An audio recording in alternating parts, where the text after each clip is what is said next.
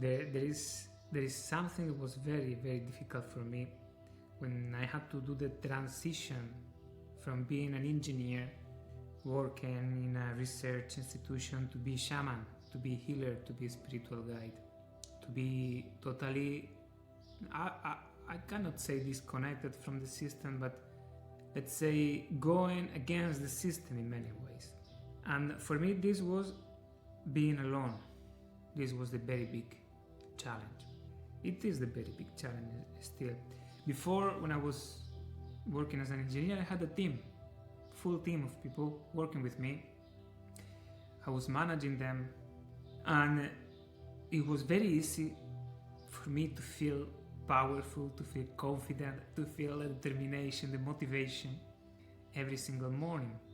I had the people, the team I was managing. I had, of course, the bosses and the responsibles, the managers. I was, let's say, giving the results and working for them. And this huge change of people, like connected structure of people, were giving me a lot of energy. Were giving me sense of value. Were giving me sense of belonging. Were giving me reason to wake up in the morning, reason to push through and to have the results, a reason to keep going and to have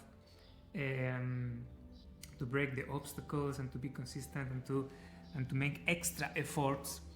And of course I was receiving the reward with money, we're receiving the reward with the value and the appreciation of the team.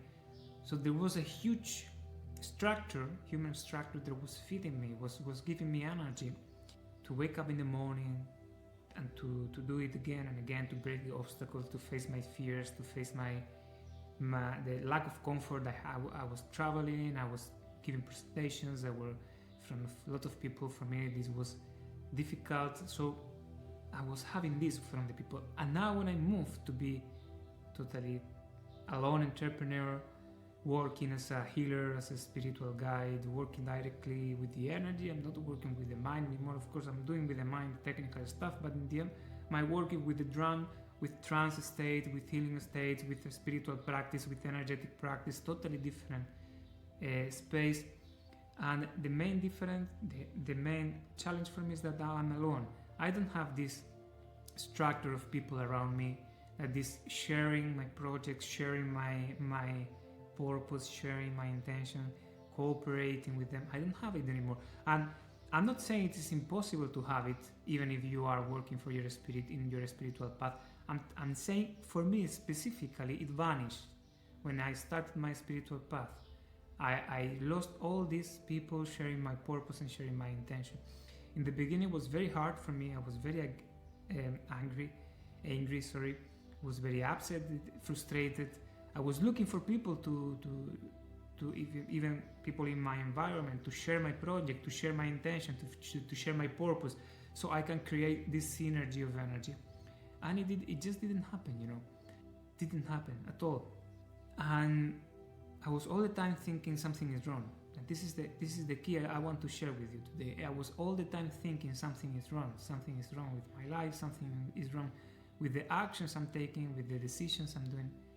And after years, I realized actually nothing was wrong. Everything was exactly how it should be. I should learn a very deep lesson, very intimate and special teaching. I should learn something that in the other way I couldn't do it.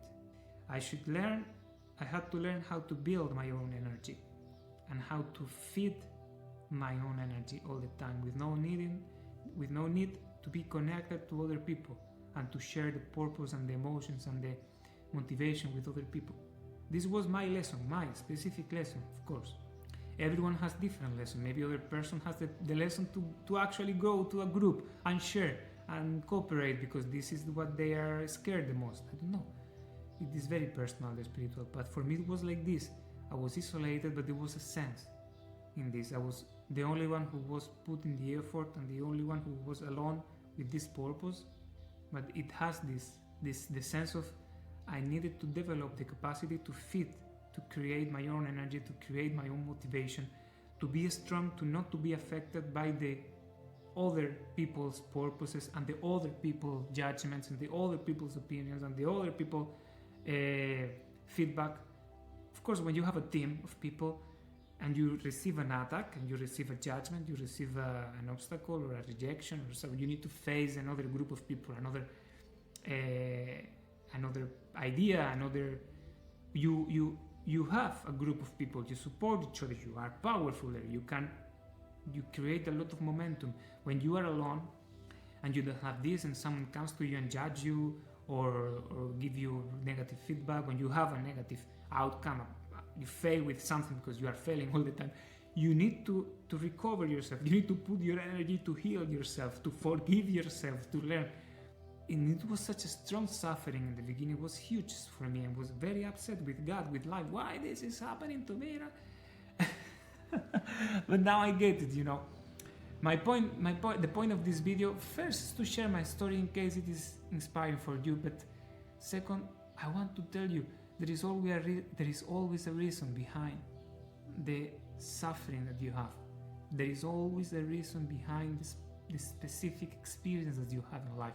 There is a teaching, there is a lesson, there is a message that life wants to bring you, or a training that life wants you to go through.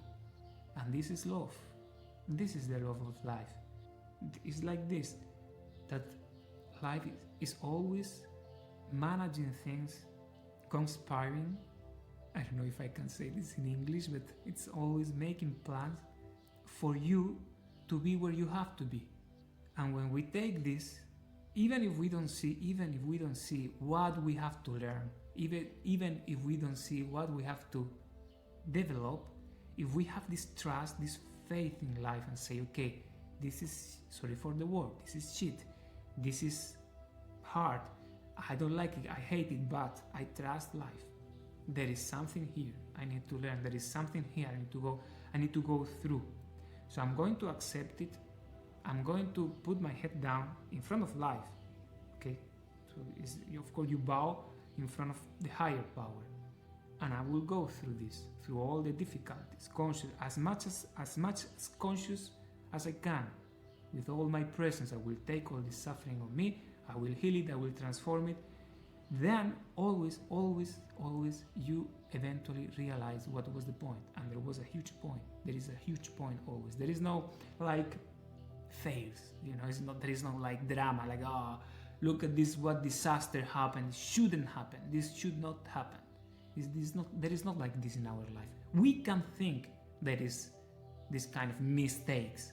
We can think, but when we think like this, we lose the faith.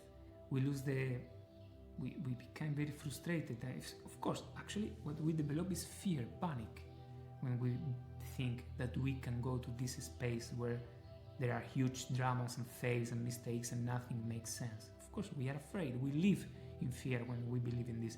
But when we believe that there is always a reason why it is happening, what it is happening, wow, we become unstoppable, really unstoppable. This faith is the vehicle that will take us through our path. So just wanted to share with you in case you are going through your own difficulties, your own hell, take it. Of course, you can look for help. If people can help you to understand better, to connect better in an energetic way through this process, it will make it easier. It will pass faster. But yes, the message is this: there is a reason. You can be 1000% sure there is a reason. There is a teaching there. Then the question is: are you willing to receive this message? Are you willing to make this transformation in your life? If you are, you won't get stuck you won't be stuck for longer in this situation. You will understand and you will be free. You will be different. You will be new. Take care, my friend. I wish you a wonderful transformation. See you in the next video.